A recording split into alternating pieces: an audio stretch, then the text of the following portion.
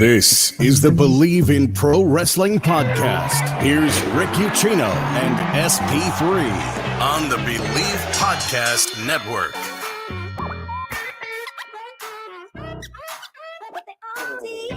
What is going on, everybody? Good Thursday, and welcome to the start of the NFL season. We all made it. We made it. We got football on tonight. If you're with us live here on Thursday, don't worry. We'll get you out in time for the game. Ain't no problem. I think it's an 8:20, 8:30 kickoff, somewhere around there. They got the pregame stuff. We'll get you out on time. Don't worry.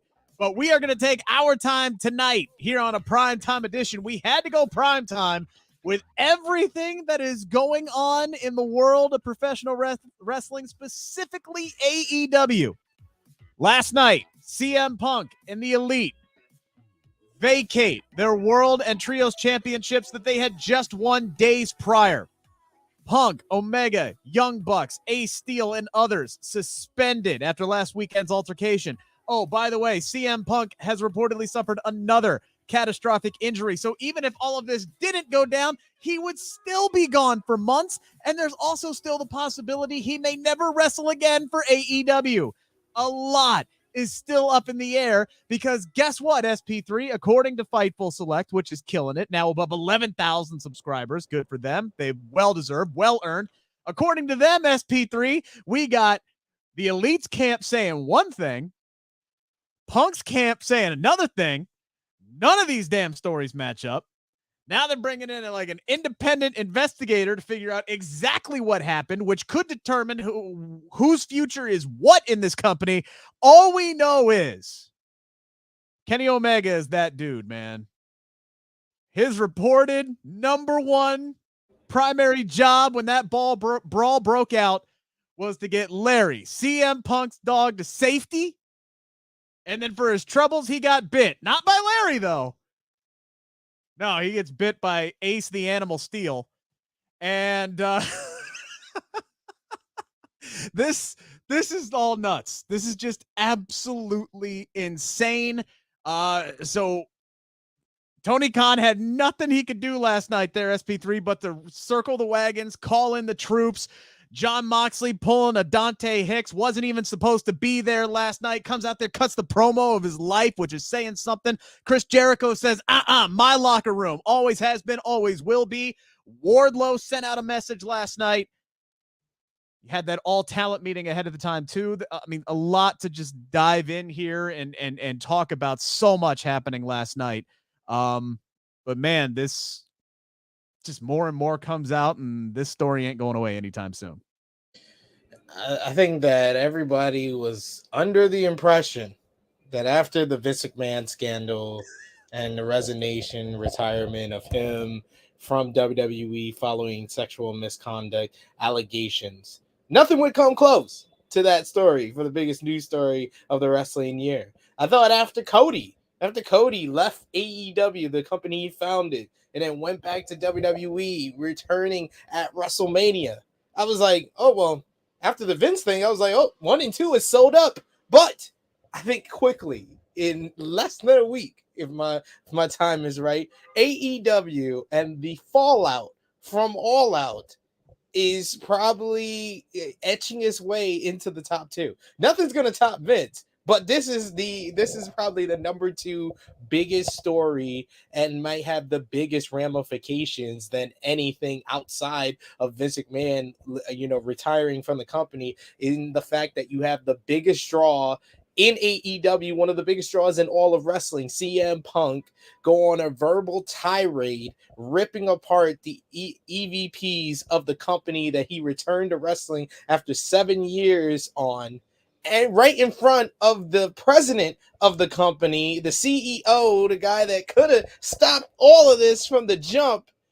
And he gets into a backstage brawl with 3 of the EVPs. So now the EVPs are suspended. They're being investigated for this whole ordeal. CM Punk is being investigated. He may be suspended, maybe a little bit more. There's reports of people that believe CM Punk may be fired and gone from the company even with this injury, he's injured again for the second time. So injury is really the real reason why he's had 2 runs as AEW World Champion, and both of them lasted about less than a week before he had to be sidelined. This is like nuts. This is nuts. This is the biggest obstacle of Tony Khan's time as the owner of AEW. We said that on Tuesday, and nothing that we've learned in the past 2 days has got me down off that hill. It is no joke. This is the biggest obstacle he's had to overcome.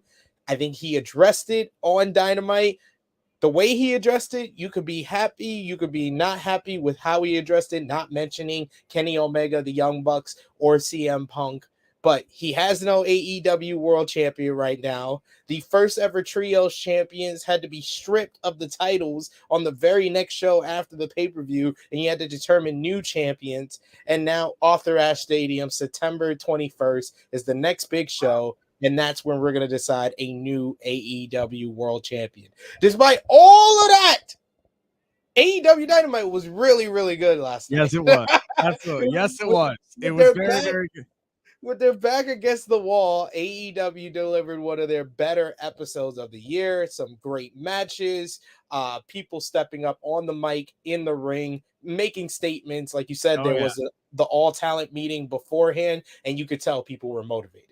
Absolutely. And before we dive into any of that, because I do agree with you, Dynamite was really, really good last night. And I do have a counterpoint to the people who are wondering why Tony Khan handled things the way that he did handle them last night.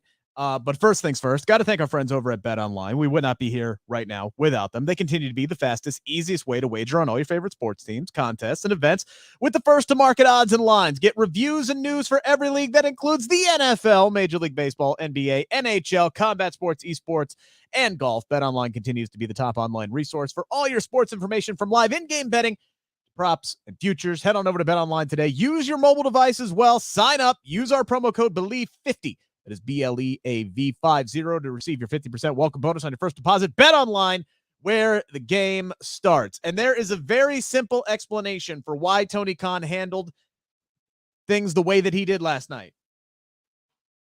Tony Khan ain't CM Punk. He's not going out there and saying whatever he wants, damn the ramifications. There's still an investigation going on. There is still possible legal ramifications that are going to be happening to this. He told the fans last night, anybody who didn't know, get your head out of the sand, right? Anybody who didn't know what was going on last night, I'm sorry. Tony Khan told you everything you needed to know. After the results of AEW All Out on Sunday, he had to vacate the AEW World Championship and the Trios titles, and we have to crown new champions. That's probably all he could legally say at that point. That is probably all he needed to say at that point, because you got rumors of possible lawsuits and investigations going on. And here's the thing. It's gotten so much damn attention. Why draw more attention to it? That's why Tony Khan did what he did last night, in my opinion. I think that's what makes sense to me. He could. It was basically, the people wanted to know A, B, and C, and he just told us A and C. Like, after the results of All Out, if you read the results of All Out, CM Punk beat Jon Moxley, the Elite beat the Dark Order. That's all you're supposed to know, unless you were in the know. All he could have done, he didn't have to name drop CM Punk or the Elite. He could have said, after a backstage altercation following All Out, the AEW World Championship and World Trios Championships are vacated. That's all I wanted. I just wanted 2 or 3 words added to the statement that he gave us, because what he gave us was just very confusing if you don't read the dirt sheets. Well, okay, and that's a fair point. But even like reading it was everywhere, right? Like, and I get it, not everybody focuses on, I would say that more for a WWE audience, because the AEW audience is the hardcores. They dive in. Not really. Max Caster proved that with his Twitter rap a few weeks ago, when he talked about the talent meeting, and then Caster said something about the talent meeting, and you could hear crickets. The fans didn't respond, because Twitter is not real. Twitter and the internet wrestling community is not real. It doesn't represent the broad spectrum of the fans that are there in the building. We do appreciate everybody who's tuning in, Steven and Safet and Noob and Ace, everybody who's hitting us up in the chat. Get your comments, get your questions in. A lot we're going to try to dive into. And yes, don't worry, for those NFL fans out there, we will get you out of here ahead of kickoff tonight between the Bills and Rams. For sure. We'll make sure you guys get there. If you are new to the show, thank you for joining us here on a Thursday night, primetime edition. Make sure to hammer that thumbs up button. Make sure to hammer that subscribe button.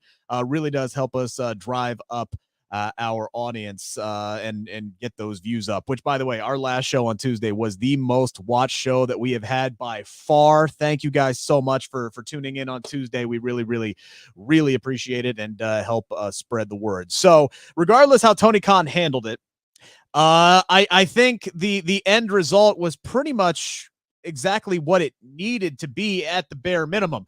Now, he was going to have a difficult decision regardless regarding CM Punk, and that was kind of made for him because I think that injury gave him a cop-out, right? Like, Punk's going to be gone regardless, so it made it very easy to go ahead and vacate the World Championship. I don't think he was going to do another interim thing. There's no way you could have done another interim World Championship off of another CM Punk injury literally just less than a week after CM Punk had won his belt back. There's no way that you could have done that. But the injury, which reportedly did happen during the match and not during the backstage brawl, so Punk was throwing punches already with a torn muscle in his arm. He is a tough son of a bitch. I mean, what are you going to do? But it gave Tony Khan that out. And when you're going to strip CM Punk of the World Championship, it made all the sense in the world to go ahead and strip the Elite of their titles. And yeah, everybody from Punk to Omega to the Young Bucks, Ace Steel, and others who were involved, Pat Buck. There were a couple of the names that are escaping me at the moment who were involved in that backstage altercation who are going to be suspended as well. And now it's all going to come down to the investigations, SP3, because you have two different sides of the story here that are coming out from Fightful Select about who started what, whether or not the Young Bucks kicked the door down, whether or not Punk started throwing haymakers beforehand. Two very, very different stories here. And I got a feeling that the truth is probably somewhere in the middle, based on everything. What seems to be the common theme here is Ace Steel just kind of went nuts during this whole comment. I mean, literally went nuts during all of this. He's been taken off the road. Probably is not going to be back, I would expect. I hate to make this comparison, but I said Ace Steel is the John Laurinaitis in this story. There's allegations going on. There's got to be a fall guy. Got to be a fall guy in all of this. And Ace Steel does seem like the fall guy because he went nuts. He threw a chair. He's like, I feel my wife is unsafe. My wife is in the room, and throws a chair. Like, that could have hit your wife. What are we doing? And then he grabbed Kenny Omega, poor Kenny Omega, who just trying to protect the dog, just trying to hit the dog out of harm's way. He tried to protect the dog and then protect his dog, and then got bit. He got bit. He got his hair pulled. This was just ridiculous. But and then he got suspended. Like, I feel like Kenny Omega, according to any and all reports, I don't really feel like Omega did anything. No. Like, he was there with the Young Bucks as backup, but that was it. Like, it doesn't sound like he instigated anything and was just trying to break things up and defend people. And I'm pretty sure a lot of the other guys who were sprinkling in were probably doing the same thing. But I mean, until you figure out what the hell happened, I mean, I guess you just got to do, if you're Tony Khan, that's the best way that you can handle this. And this is exactly what we said that he needed to do on Tuesday. He needed to set a precedent. Yes, he needed to set a precedent. Look, these are my top guys. These are four of my top guys. I ain't going to take this shit. And this is exactly what needed to happen, and we'll see how the investigation turns out. But this does, as you said, this creates a massive challenge for Tony Khan, because now all of a sudden, his dream, he hitched his wagon to CM Punk from the second that he showed up in AEW. Kenny Omega was the champion at the time. He had this 2-year-long story that he was doing with Hangman Adam Page that he was going to pay off. That was already in the works. That was going to happen. But for the better part of 18 months, 2 years, he was trying to woo CM Punk. He was trying to talk CM Punk out of retirement. He put about as much effort into making Hangman Adam Page the AEW World Champion in the first place as he did just getting CM Punk into the same damn company. He could have thrown everything at CM Punk right off the bat. He decided not to. He decided to wait. He decided to slow play it. He decided the story was going to be Punk is still trying to get his feet back under him. He's trying to figure out if he can still do this. Can he still hang? That was the story all throughout the winter. Does this great feud with MJF. Now all of a sudden we get to the spring and he starts this big money maker. First $1 million gate, as Punk brought up in his post-media scrum or tirade, whatever you want to call it. It's really more of a tirade than it was media scrum, right? He had other things on his mind other than all the positives he could have focused on. He had other shit on his mind that he was going to talk about. But this was supposed to be money. This is what Tony Khan had been building up for. This is what Tony Khan was hoping for. CM Punk takes the title from Hangman Adam Page, and now, boom, here we are. We're set up for this big reboot. It's all about the reboots these days, SP3. It was going to be the Summer of Punk 2. Just 3. Well, okay, whatever. So, Summer of Punk 3, reboot, new edition, Summer of Punk sequel. That's what it was going to be. Nope. CM Punk, the first night on Dynamite after beating Hangman Adam Page for the championship, does a stage dive out into the crowd, busts his foot on the gate, wrestles the match, pulverizes the bones in his foot, according to the doctors. Had to get 16 screws, couldn't get out of bed for 2 weeks. Had to not vacate the championship, but he had to set up this whole interim thing with Jon Moxley and have him carrying throughout the summer because this dude couldn't go for 3 months. Grueling rehab, comes back, loses to Jon Moxley, gets squashed, and then you have that big culmination moment. Have that big culmination moment in Chicago where he wins the AEW World Championship, and then he gets hurt again, reportedly tears a muscle in his arm, probably his tricep. That seems to be the running theory. Now he's out for 9 months. Just that, without any of the backstage bullshit, is a nightmare for Tony Khan. Then honestly, the injury was a blessing to Tony Khan. Because we heard reports before the whole suspension that they were talking about he could possibly fire or get rid of CM Punk. Imagine the positions Tony Khan would be in. He gets his biggest draw, his favorite wrestler growing up, CM Punk, to sign with the company, makes him AEW World Champion, and he gets in a backstage fight with the EVPs to the point that you have to think about firing him. This injury was a blessing in disguise. When he found out that Punk was injured, he was probably like, "Oh yeah, you know, I can't fire him now. It would be unethical. Unethical. What are we talking about here? I would never do something. To fire him. He might still have to fire him in the investigation. He will not fire him. I don't care if the investigation finds out that CM Punk shot somebody. He will think twice about firing CM Punk. That is not what Tony Khan is going to do. But yeah, I mean, CM Punk is very hypocritical. A lot of the things that he said about being a professional and not lowering himself to stuff. But he was the one that let this out. Like 9 times out of 10, most fans thought it was weird what Hangman said to him before Double or Nothing, but they didn't think he was going into business for himself like CM Punk definitely did in response. And then he held it in so much that he had to blow up on everybody. He had to drop a nuke on All Elite Wrestling with that post-media scrum. Like it's out of control what's going on at AEW. It doesn't look good. You know, you got some fans who saying they won't watch, but then the ratings is up. They did over 1 million again for last night's show. So it's a catch-22. I think AEW is in more headlines and more talked about in the wrestling world than it's ever been, probably as much as it was last year around this time when they brought in Punk, they brought in Bryan Danielson and Adam Cole. I think it's more talked about now because this is like the biggest kind of backstage blow up that we've seen in professional wrestling in almost a decade since CM Punk left WWE.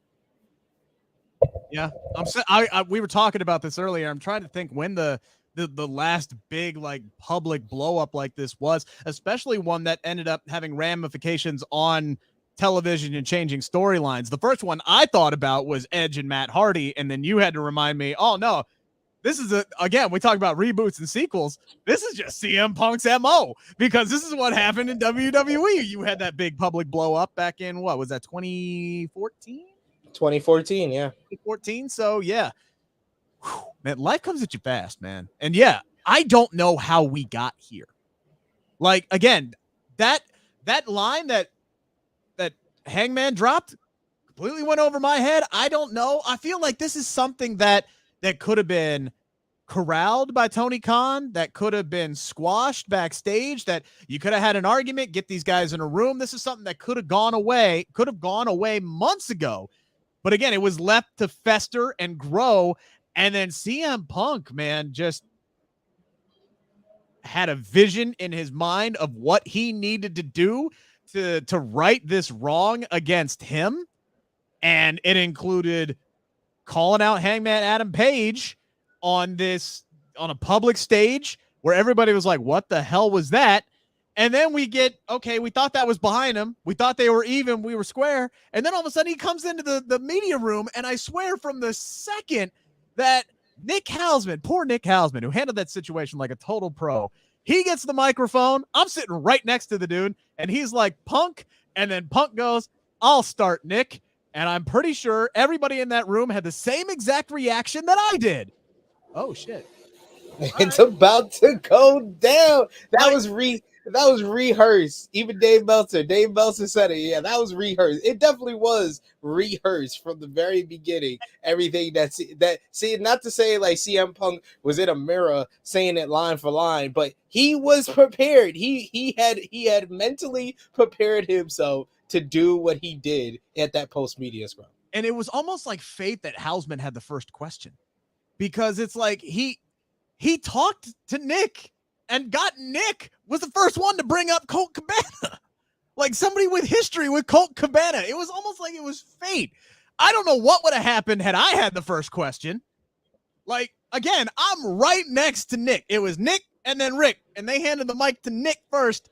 Thank God, because I don't know how I would have handled myself in that situation. I probably would have gone full deer in the headlights, right? Because that ain't Punk working. That's Punk shooting. And I don't want to be in the crosshairs of CM Punk when he's shooting, all right? I just don't. But he had other business on his mind, because his targets that day were Hangman Adam Page again. And then he had it in his mind that it was all the EVPs. It was Omega and the Young Bucks that were leaking out all this information about Colt Cabana getting moved to Ring of Honor and blaming CM Punk for that. And he had it in his mind that they were the ones that leaked all this information. But then you talk to the guys who were reporting on that. Rossap said, hey, I never talked to Kenny Omega or the Young Bucks. You got Meltzer and Alvarez saying, we never talked to Hangman or talked to Kenny Omega and the Young Bucks. So it's like, don't know where all of this animosity got built up toward the EVPs all of a sudden, but they are friends with Hangman. He's going in after them. He's going after Meltzer. He's going after Alvarez. He was just firing them off one after another. He had children in that room asking him questions and was immediately dropping F-bombs afterwards. Like, it was absolutely insane. It was total insanity, total anarchy. And that was just the start of the entire night.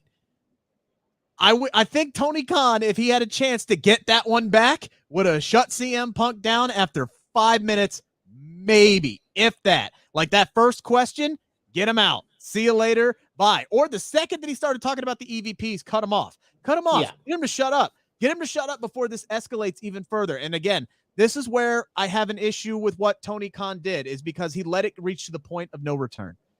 I understand you're dealing with a lot of egos. You're dealing with a lot as the owner of the company, as the main booker of the company. You got so many people coming in and out. You got so much talent, so much to focus on TV. Plus, you're part owner of an NFL franchise and, European League soccer and all this other stuff. Tony Khan's a very, very busy man. But when you have something like this that is just allowing it to fester and grow, he allowed it to get to the point of no return where it completely just blew up in his face, and now he's got to deal with the consequences. But this is also a big moment for Tony Khan, because I think it's a big learning moment for him early on in his tenure as a wrestling promoter and company owner. And I also think that this is a very, very big opportunity for him, because he's without a lot of heavy hitters. You add into the guys who are suspended. You add into the fact that Adam Cole is hurt. You add into the fact that Christian is also hurt. He's going to be gone for 9 months. He tore a triceps before All Out, which is why you had to do the squash angle with Jungle Boy.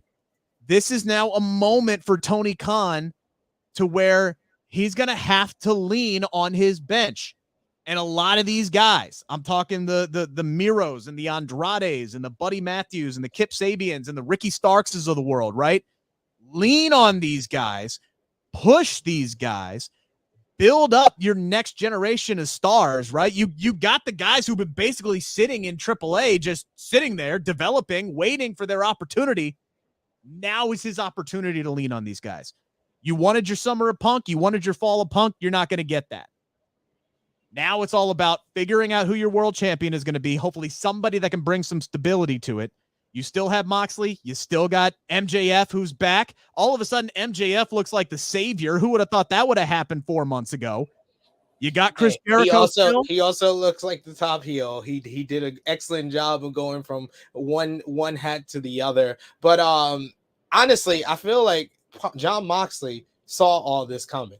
That's why Jon Moxley pushed Tony Khan to do the angle in Cleveland. He was like, just make me the undisputed AEW World Champion.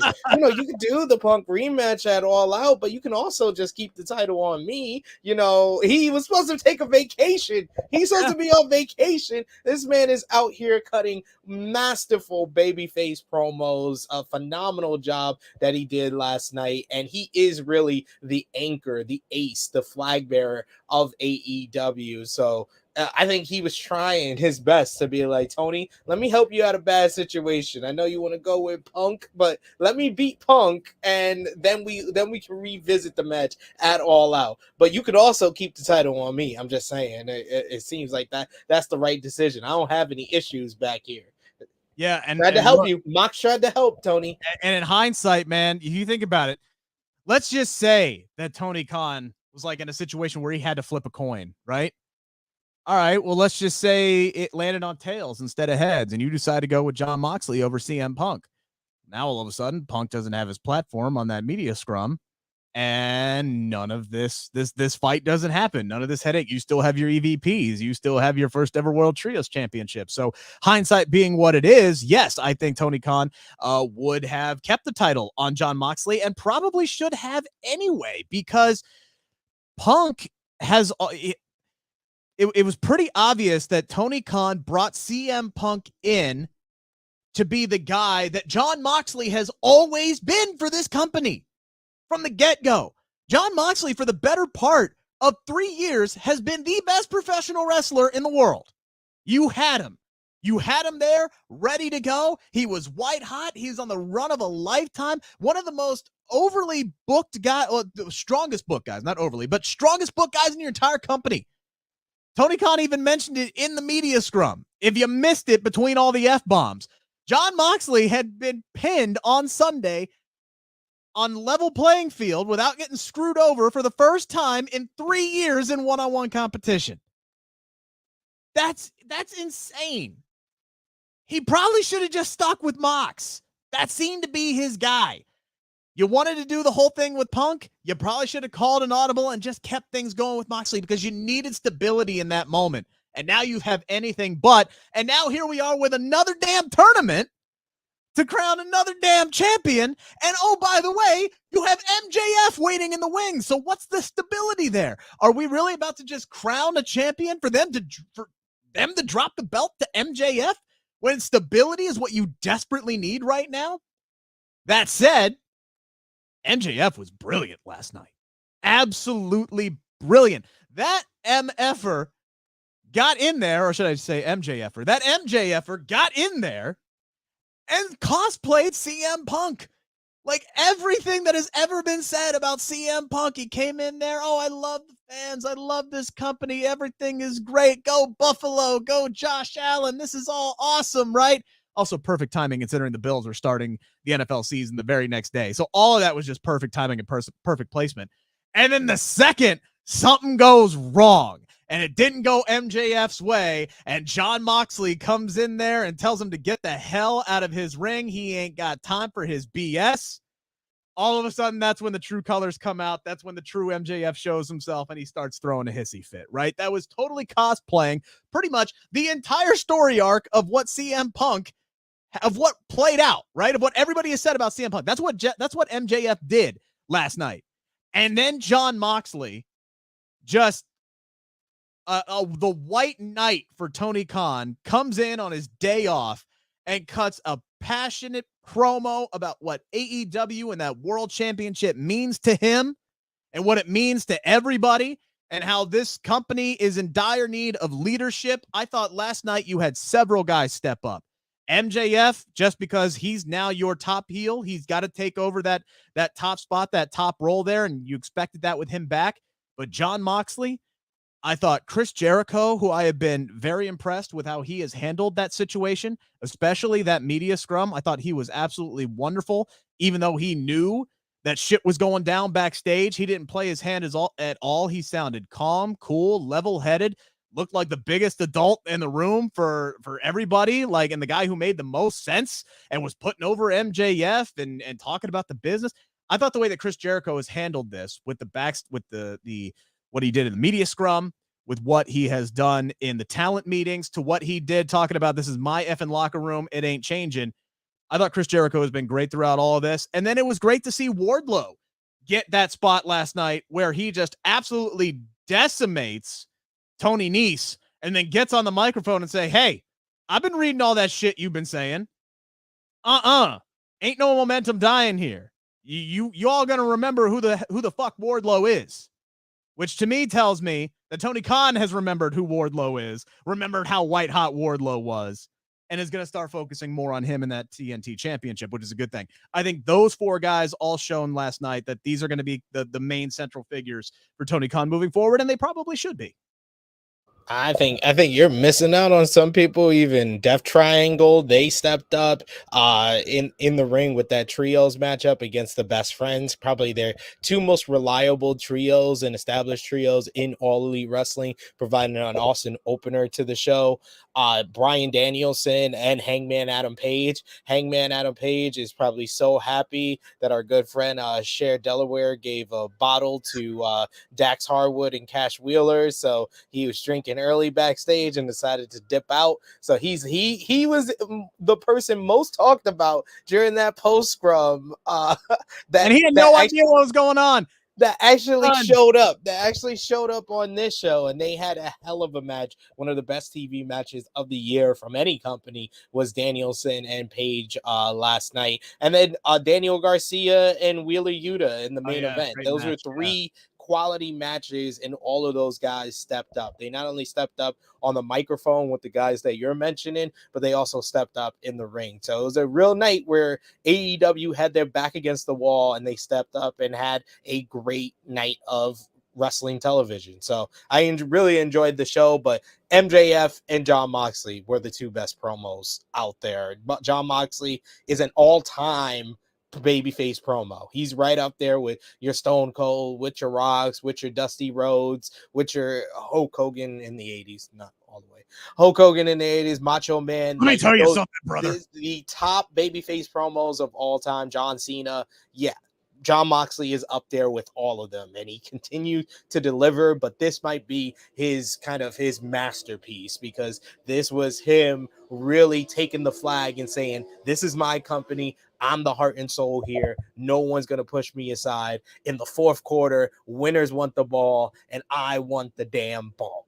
And that was basically saying, Tony Khan, crown my ass. Give me the belt back and let me fucking run with it. That's what Jon Moxley was saying last night. I think that was a message to not only the fans that AEW is going to be all right, but also to Tony Khan to saying, hey, look, I'm the Jordan here. Give me the fucking ball. Steven says AEW will survive without Punk, Omega, and the Bucks. They have a very deep roster. They do. Why not push Miro, Andrade, Hobbs, Wardlow, Cassidy, etc., etc.? Yes, I wholeheartedly agree. And I think Ricky Starks needs to be in there, just like Jake is talking about. Ricky Starks is the king of maximizing minutes. We got that promo that he cut, the video package. We didn't really get a follow-up from Ricky Starks after he got his ass kicked at All Out. Now that match was supposed to have a little bit more time, or at least was budgeted more time, but it ended up being short for one reason or another. There's a lot of talent here that this company could lead on. I mean, look, you got Claudio. I know you got, just look at your Ring of Honor champions. I know they're kind of carrying the Ring of Honor brand right now, but you could hang on Claudio. You could hang on Samoa Joe and push those guys into major spots as well. Ethan Page, Kip Sabian, I brought those guys up earlier. Those are guys who have who Andrade especially have been guys who have been vastly underutilized since they've been brought up. And it's all a numbers game. It all comes down to a numbers game. Well, now all of a sudden, when you skim your top 4 guys and you got 2 other of your top guys who are out due to injury, it creates opportunity. Let's next man up. You always hear that in sports. Well, our top left tackle's out. We ain't fucked. It's next man up. And that's what Tony Khan has to do. And he has built that well of depth. And the other thing, at the risk of sounding like a broken record, this would be a great time for Tony Khan to fully tap into a resource that, for whatever reason, he has yet to fully tap into. And I'm talking about the oil reserve that is his freaking women's division. Like, we had total damn chaos going on. If there was ever a time that we could get 2 actual women's matches on a damn Dynamite, it could have been this Wednesday. And that still didn't happen. We did get a match with Toni Storm after she won the interim AEW Women's Championship. Good match against Penelope Ford. I thought Penelope looked great in that match as well. Didn't get any promo work. Didn't get any, not really any advancement. She doesn't really have a clear challenger. We'll talk about that next. So it's like, where does Toni Storm go now that she has the title? But Tony Khan still has like 3 really strong like women's storylines that he could focus on. One being Toni Storm and her run as the women's champion. 2 is Jade Cargill. No follow up there after her win over Athena. But I still think that's a storyline that there's still meat there, because even though they've been feuding since Athena has got there, hell, since before Athena got there on Twitter is where that feud started. It didn't really get time in the buildup. It didn't really get time on the pay-per-view. Those 2 could really make some magic together. And the only reason Athena lost is because the baddie. So you could continue that, because otherwise Jade Cargill doesn't have a clear challenger because she's already beaten everybody else. So you focus on Toni and whomever, you focus on Jade and Athena, really utilize them there. And then you got Britt and Jamie Hayter, which finally started on Sunday. That is a big-time, main-level women's feud that doesn't revolve a championship in AEW that is going to do numbers. People have been waiting for that one. Didn't have Britt Baker on the show this week. She was at a red carpet for Cobra Kai Season 5, I believe. She was on a red carpet on Wednesday. But you're telling me we couldn't... But you're telling me we couldn't get Jamie Hayter on the show? Well, they did. They showed the footage from after the pay-per-view, which I'm here for. You're complaining about stuff that they haven't been doing for 3 years. I will praise them for the stuff they are doing different now, is that they finally listened to us and have been putting the women's match up in the first hour. All I can be appreciative of is small steps, because it's been crawling and barely knowing how to walk with this women's division for 3 years, and at a time where he has bigger pressing matters, I'm not about to rag on him for the women's division last night. No, I'm just saying, now is the time to ramp it up, because look, you and I were both there in Chicago at All Out. That crowd was white hot for the Acclaimed and Swerve in Our Glory. I mean, arguably the loudest they were, with the exception of maybe the main event, right? All damn night. And then immediately after that, they did the women's fatal 4-way. Now the crowd could have been tired. It could have been a circumstances of bad positioning, whatever it is, right? Crickets. It was mostly crickets throughout that women's title match, which is very, very unfortunate given the talent. And Tony has talked about this before, where it's like, well, our women is constantly like the lowest, rated segment, and this, that, and the other thing. And Thunder Rosa is not the biggest draw, not a big draw as CM Punk. And he's always talking about how it seems like the excuse is always, well, not as many people care about the women's division, which is accurate, which is totally accurate. And that's exactly a result, as you have called it, a self-fulfilling prophecy with Tony Khan. He has not put as much effort into the women's division and getting them time and giving them storylines and making people care, to the point where, guess what? They don't care. It's not a lack of talent. It's a lack of focus. It's the same thing that we said with the men's mid-card championships in WWE. If you don't act like the Intercontinental title and the United States Championship give a shit, matter, we ain't gonna give a shit. There is a very loud, vocal minority online who is pushing for more women's time, but so far the main AEW roster, they're not into what they're seeing on the product because they don't think it matters because they aren't being shown that it matters. And that's where Tony needs to start improving and be patient. We know you can be patient. You did a whole 2-year-long build up to Hangman Adam Page winning the World Championship. We know you can play the long game. If you just give the women some more time, carve out a little bit more time and give them a little bit more substance and don't just throw their matches on Dark and Elevation, people will start to care because you do have a wealth of talent that you haven't tapped into yet. And I think now is a prime time to do it. Yeah, I mean, of course, anytime would be a prime time to do it, right? It's been 3 years. Like, Yeah. I'm not gonna make excuses and be like, now is the time to do it, because no, the time was to do it was a year ago. Tony, get your stuff together.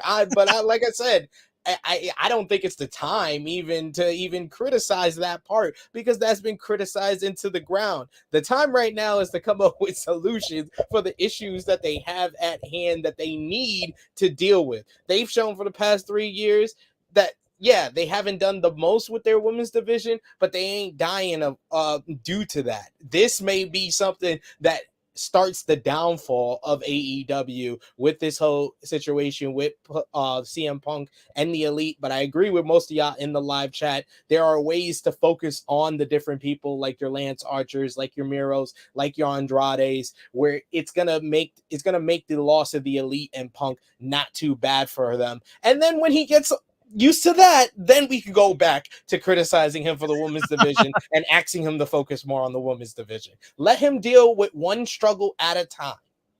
Jake saying MJF proving that he could be a baby face, but then showing his true colors was absolutely fantastic. The show severely missed MJF. Look, MJF came back at the exact right time. The stars aligned for that. That was a godsend. At the fact that everything that was boiling under the surface between Punk and Hangman and the Elite just happened to boil over at the same time they were already bringing MJF back into the fold. So now Punk goes away, and now the guy who's going to get the biggest pops of the night, the biggest reaction, whether it's babyface or heel, regardless. I mean, this is a dude who got cheered in Chicago after CM Punk won the damn title. He got cheered.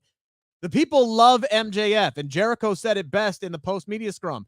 He has gotten to the point where people hate him so much, they love him. And that's what happens. That's how you build an organic babyface, is you become the best heel in the business, and the fans appreciate you and they love you for it. And then all you have to do is flip a damn switch. And I think MJF is at the point now where all he's got to do is flip a damn switch. It's just, who's he going to flip the switch to? And that brings up the question of, now with MJF being set up here for a world title shot, who wins your world championship? So let's talk about that, shall we? It's time to answer the 5 count on the Bleav Podcast Network. Thank you guys for tuning in, by the way, making us a part of your Thursday evening. Make sure to hammer that thumbs up button. Make sure to hammer that subscribe button. Always appreciate the love. We're closing in on 500 subscribers. That's a goal I have by the end of the year. Thank you guys very, very much. By the way, you can follow us on social media as well, so you know when we're going to do all these shows. And when we have some cool stuff coming up, I did have some really cool stuff that was planned for this week and next. I feel like those got kind of put on the back burner, and that may or may not have something to do with the ripple effect that was caused by that post-media scrum.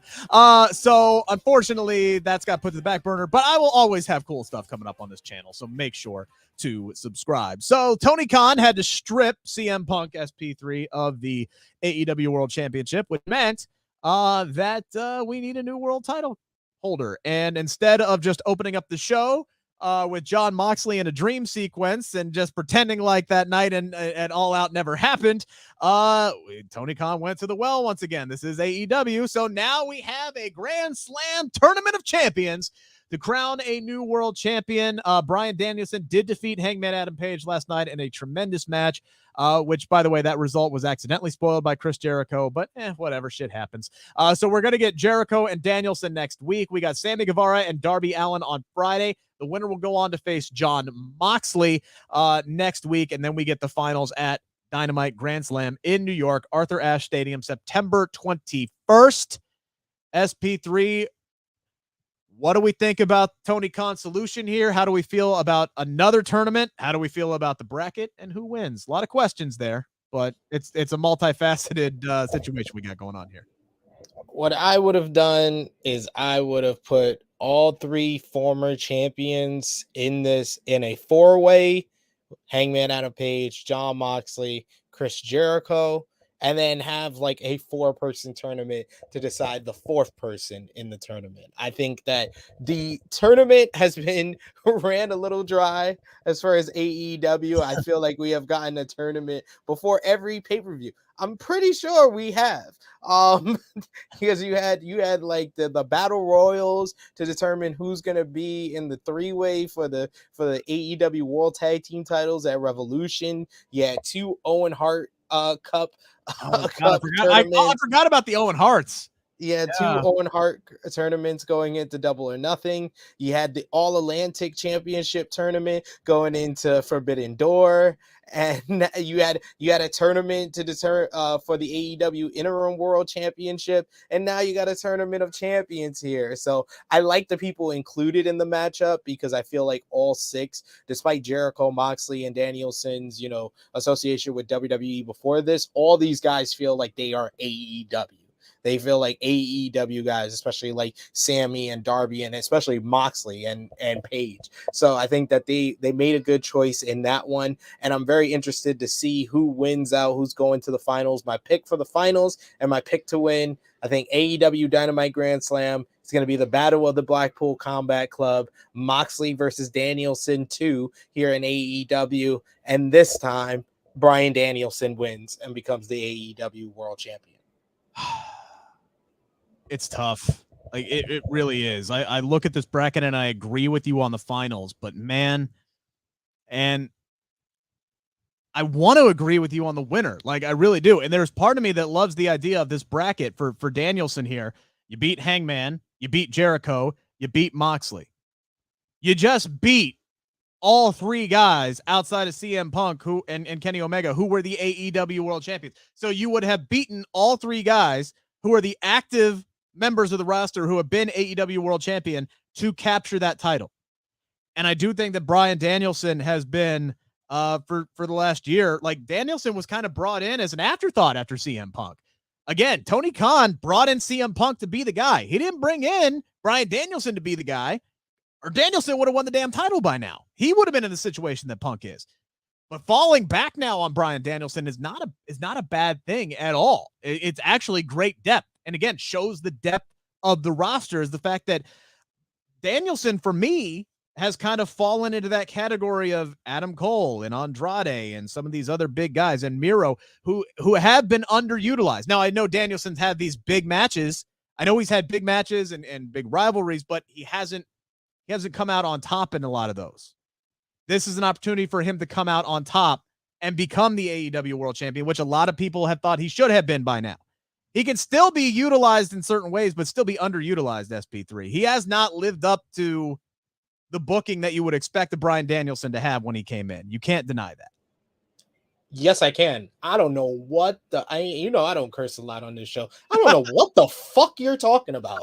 This man's first matchup was against AEW World Champion Kenny Omega in a sold-out Arthur Ashe Stadium. He then went on to verse Minoru Suzuki, Eddie Kingston, Miro. He was in the finals of the World Title Eliminator Tournament and won it at Full Gear. Then he ended off 2022 in a 5-star 60-minute classic against Hangman Adam Page. He started this year in another 30-minute classic against Hangman Adam Page. Before Revolution, he was in one of the best feuds heading into that pay-per-view with the whole story of him and Jon Moxley, which led into the Blackpool Combat Club with William Regal. Coming out of Revolution, the Blackpool Combat Club was one of the hottest things in the promotion, and then went into a feud with one of the top heel factions in the Jericho Appreciation Society. I think for y'all, this is not the first time I've heard this argument, but I think for y'all, since he got injured at Double or Nothing, you think that 2 months that he wasn't doing anything is underutilized when he's hurt, he's injured. That's the reason why he's not being used, because when he's used again, he's been in a great 3-match series against Daniel Garcia. The whole story story of Daniel Garcia being in between Chris Jericho and Bryan Danielson is one of the better storylines in AEW right now. He had a great match against Chris Jericho at All Out, had another great match against Hangman Adam Page. What the hell are y'all talking about underutilized? Do y'all realize that this man, for the last 3-4 years that he was in WWE, after he lost the WWE Championship, he had 2 forgettable runs with the SmackDown Tag Team titles. He had a couple of great matches with AJ Styles, and he had a couple of great matches with Roman Reigns. But that's it in 3 years. And y'all telling me this man that has had great match after great match after great match has been nothing short of a workhorse for All Elite Wrestling in the past year. You're telling me he's underutilized? You're telling me he's on the same level as Andrade, who they couldn't pick who could be his manager, and he's been stuck in the Hardy family office. You're telling me he's underutilized like Miro, who was one of the best TNT champions and really hasn't done anything since. You're telling me he's underutilized like Malachi Black, who comes up with his own stable, who is so creative and now is not even with the company anymore? Are you fucking kidding me? Are we watching the same thing? Am I the only one watching this show? Maybe underutilized is the wrong word. Because I get what you're saying, and I did a terrible job of explaining that. Like, basically what I'm saying is, because you're right. He has been in all of these situations, and he has put on banger after banger after banger. I'm not denying that. But I think people, when he was brought into the company, maybe expected a certain level from a win-loss standpoint. And that's where it's kind of fallen here a little bit. I mean, the man's been around for a year. Yes, he has wrestled for championships. He hasn't won anything yet. And I think a lot of people look at that and will go, oh, he's underutilized. I agree with you. I don't think that's necessarily the right word. I would put him in the same family of, I think he could have been a bit more accomplished, maybe, especially with some of those other guys. I'm not saying that he's been miscast and thrown aside like the Miros, though. I'm saying you could have done a bit more with him, maybe. But I do agree with you. What else y'all want him to do? Yeah, he can't win the world title. Like, you literally, you had people when he versed Kenny Omega, they didn't want that to happen because they was like, oh, if it's for the world title, it's taking away Hangman's moment. Hangman got his moment. Then the first challenger was Bryan Danielson. Then after Hangman, it had to either be CM Punk or MJF. They were always going to be ahead of Bryan Danielson. What else did y'all want? Like, no. If we're gonna say comments and we're gonna say that's the excuse, what else is he possibly supposed to win? He won a tournament. He did that. We say they do a lot of tournaments in this company, and he won one. Was he a late replacement in that tournament? I can't remember. No, that was Miro. That was Miro, and he beat Miro, right? Yeah.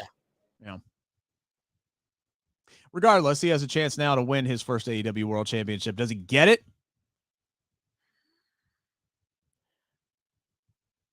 After what Moxley did for you over the summer and what Moxley did last night, how the hell you not give the belt back to Moxley? That's my question.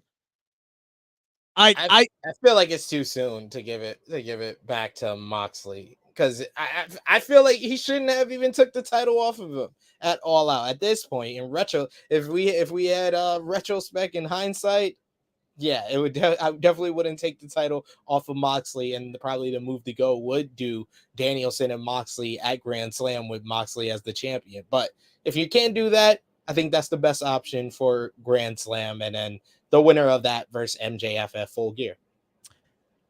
And I feel like Danielson is the perfect person because he doesn't need a lengthy run with the AEW World Championship just to shut y'all up about him being underutilized or unaccomplished. He just needs to win the championship, and it doesn't matter if he holds it for 2 months.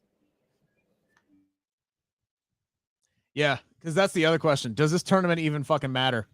Because are they just going to put it right on MJF after the winner wins the damn belt? That's the question. Like, this is a moment where, I go back to the word stability. You need to create stability with the championship. I feel like MJF's just going to take it off the winner anyway. So we probably ain't going to get any stability until Full Gear.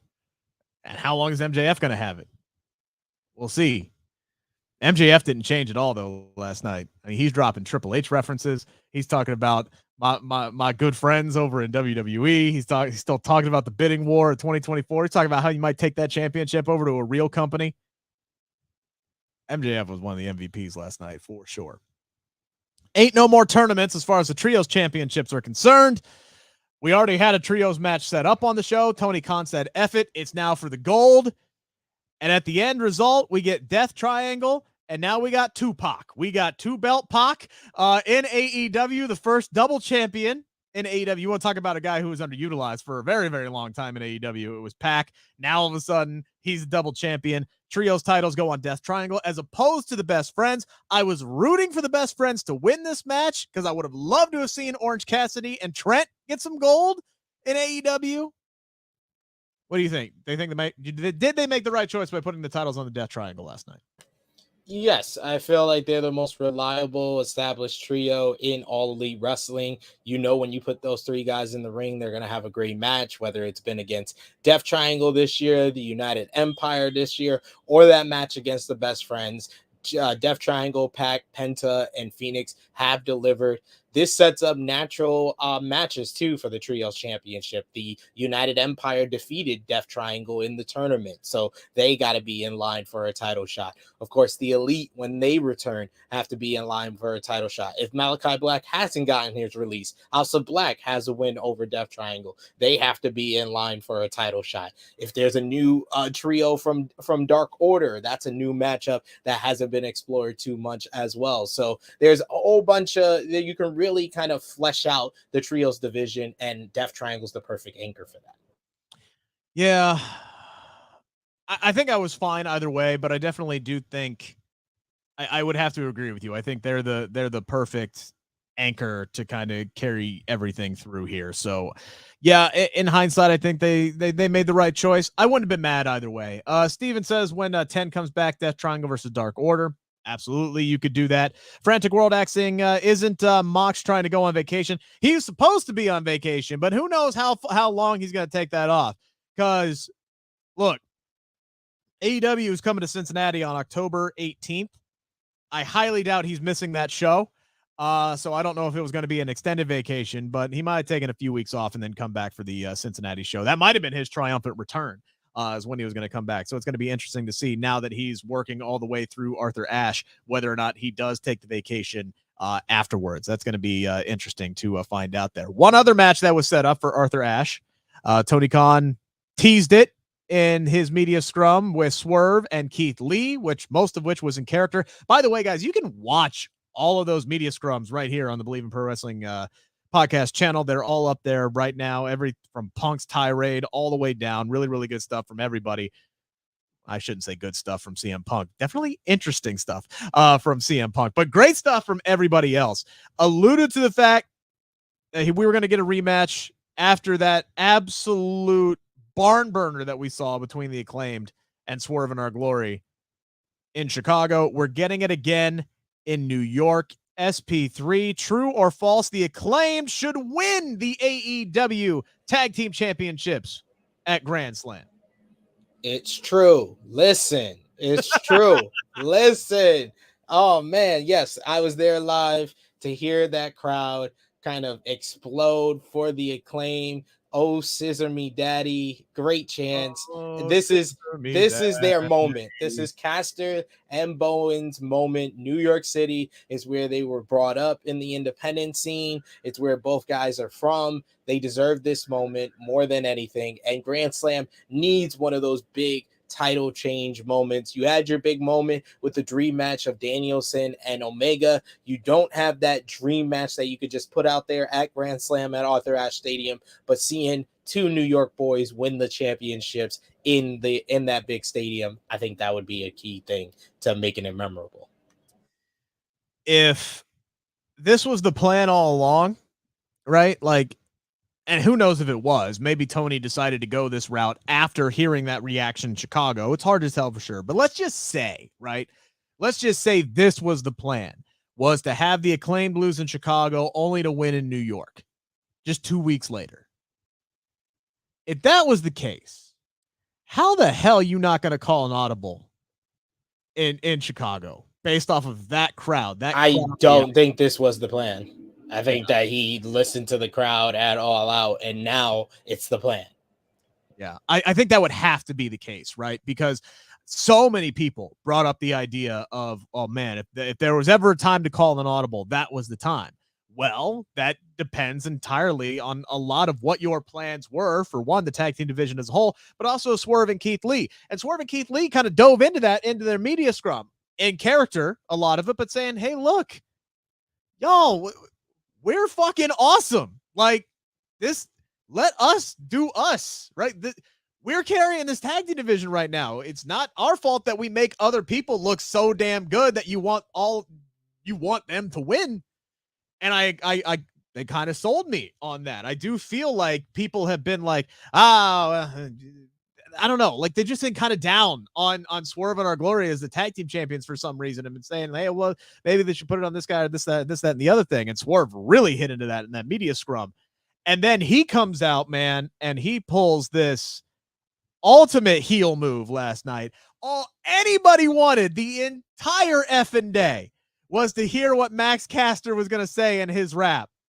And then Swerve's music hits and cuts him off, and just nuclear heat raining down. For me, that's a heel turn for Swerve. I don't know if Keith Lee is a heel, but you saw there were multiple spots in that tag team match in Chicago where they weren't on the same page, where they were taking each other out, and you were thinking, oh shit, now this is what's going to happen, which I think has totally set Tony Khan up to where you can do that same stuff in New York, except it actually costs Swerve and Our Glory. And then you can move forward with Swerve as a singles heel, which I think there is massive amounts of money in, and you can push him as a major single star. And you can also push Keith Lee as a major single star. I think with Punk gone, with Omega gone, again, it's all about elevating other top single stars. And I think you also have that in Keith Lee and Swerve Strickland.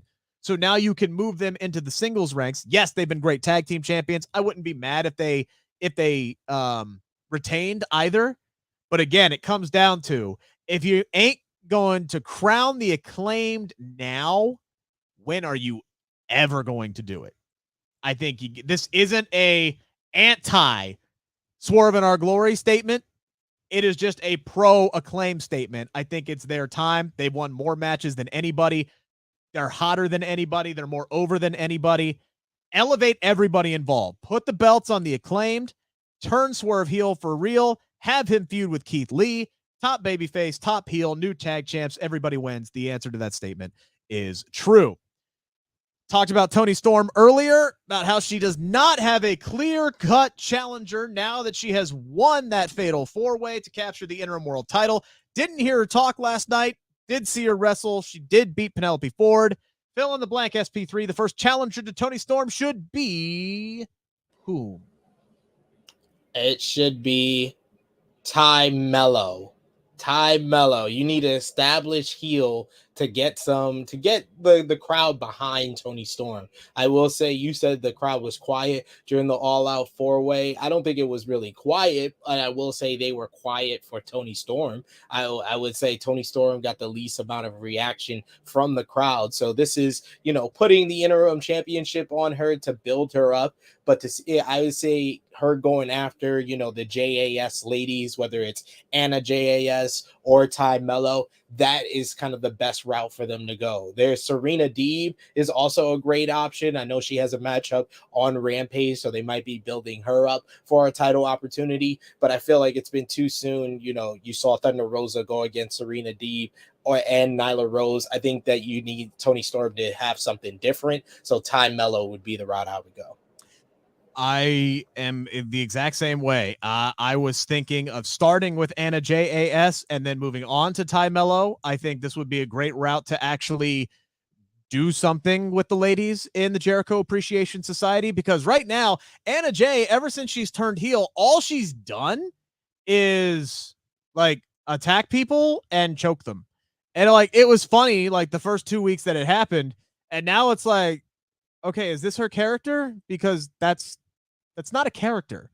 It's not character development. It's okay. She joined her best friend in Jericho Appreciation Society. She helped the boys escape the shark cage, even though they just slipped through the bars because they couldn't get the lock off. But, it's like, okay, now what? You don't have a women's tag team division. I think it would be great if they actually went after the women's championship and tried to bring that world title into the Jericho Appreciation Society. I think that is the absolute perfect place to go. And Toni Storm should be on TV every single week. She should be wrestling every single week. She should have a promo every single week. Again, yes, I agree with you. I don't think the crowd is fully invested in Toni Storm yet. You have that vocal minority online who loves Toni Storm. But again, it all goes back to investment. If you invest the time, if you're patient, if you tell people this person's awesome and we are invested in her, and you show them that they matter, they will matter to the audience. You just got to be patient with it. I definitely think that's the right way to go. And then you know what? At some point, Jade Cargill has to challenge for that world title, does she not? She has to try to go after. How is that not the next step for Jade Cargill, is to try to become a double champion? She's beaten literally the entire roster. So how is that not the direction they're going to go, especially with Chris Statlander out, who was starting something with her, also starting something with Thunder Rosa? I think that was always going to be their thing at the end of the year, and I don't think with Toni Storm in the interim championship, that should be it. It should be after they settle, they unify the interim title and the AEW Women's World Championship. I think after that, either, Full Gear, winter is coming, or the beginning of next year, that's when you do the Jade Cargill going after the top title. Nope. Holding up. Steven saying if the Acclaim win tag titles, Rick and SP3 wear Scissor Me Daddy t-shirts. Hey, mine's already in the mail. I'll proudly wear that. That one's for sure. Jake saying everyone loves the Acclaimed, ! Scissor, scissor, scissor. Who would have thought? Remember when Tony Khan said, nah, we can't be doing scissoring on TV because it's too vulgar? And now you got Scissor Me Daddy chants. Thousands of people in Chicago chanting Scissor Me Daddy. Look, I'm going to go back to a classic John Oliver line. Wrestling is just better than the things that you like. And that's just a stone cold fact at this point.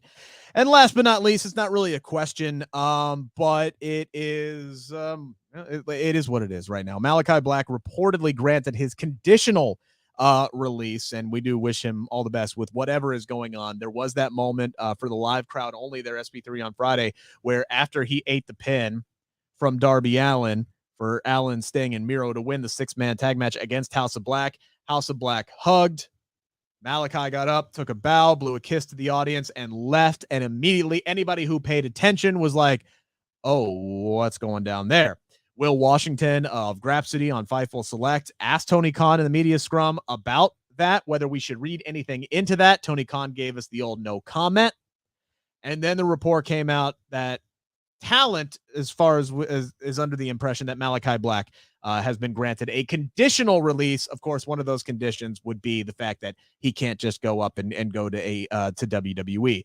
This is, this is somebody that Tony Khan obviously wanted. Signed him to a 5-year deal, probably had, some long-term plans with him. At least we would hope. This is one of those guys who's definitely been underutilized for the last year since he's been brought to the company. That's the correct usage of that word in that situation. Malachi Black definitely fits that mold. No argument there.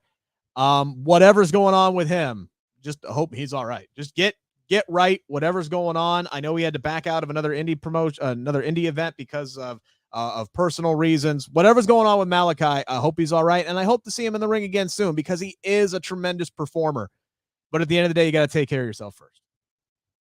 Yeah, that's the most important thing. And, I feel like it's very crappy that his mental health situation had to be involved in the reports on this. And I think that wrestling media just needs to get better as far as that, unless the person themselves is making it an open public thing about their mental health situation. I don't think it should be a part of any reports in that type of degree. But Malachi Black is so talented, so creative, whether it's on the mic, whether it's in the ring, he was always going to be successful in professional wrestling. And despite him, yes, being underutilized in AEW, I think that he was always, I think they had a long-term plan for him, especially signing to a 5-year deal. So I'm hoping that he could take this time off and away from the wrestling business and come back refreshed, and that we haven't seen the last of Malachi Black in a professional wrestling ring. And you know what? I will say the same thing for the House of Black. You can relabel them, but I mean, keep the momentum going with them. Those are the people who are left, really, really talented performers in their own right, and you could continue to do something with Brody King and Buddy Murphy and Julia. Poor Julia. They waited so long to finally pull the trigger on this to get her into the group. She's just now finally getting her footing in the group, and now all of a sudden the group is what? We don't know. But I would hope Tony Khan could maybe find another person to kind of lead it. Who knows what they might do with that? Maybe they wait to see if Malachi decides to come back. I don't know. But you definitely have some talent there that you could still use and push separately, if not collectively, as a unit. We do appreciate everybody who joined us here this evening. I know NFL is coming up. Y'all are anxious to get to that. I know I am. So we'll go ahead and close out here. Absolutely insane week. Still got SmackDown tomorrow night. Braun Strowman's back. He's going to be on SmackDown. Interested to see what they do there. Who knows what reports are going to come out next surrounding this? Jesus. Again, I go back to what I said on Tuesday. Who would have thought that, Stone Cold Steve Austin wrestling at WrestleMania would not be a top 5 wrestling news story in 2022? Maybe not even top 10. And by the way, guys, it is September the 8th. We got 3+ months to go in this roller coaster that is 2022. Strap in, folks. Strap in. It doesn't seem like it's slowing down anytime soon. And no matter what happens, we're going to have it covered for you here on Bleav in Pro Wrestling. Enjoy your Thursday. Enjoy the NFL. We'll be back Tuesday, where I'll be celebrating a 1-0 Bengals team, where SP3 will be recapping whatever the hell happens in wrestling, because he's not that big of an NFL. Are you a Jets or a Giants guy, or you don't care? Don't care. Fair. You're going to be talking about some trade, right, that Cleveland made in the NBA on your channel soon, right? That's something you're going to be doing. Check out the True Heel Heat channel. They got all that stuff covered for you. Yes, MCASP. I should be calling it the roller coaster as MJF dropped last night. Absolutely, I should. All right, guys, I'm going to shut up. Go enjoy football. This is Bleav in Pro Wrestling Podcast, brought to you by Bet Online.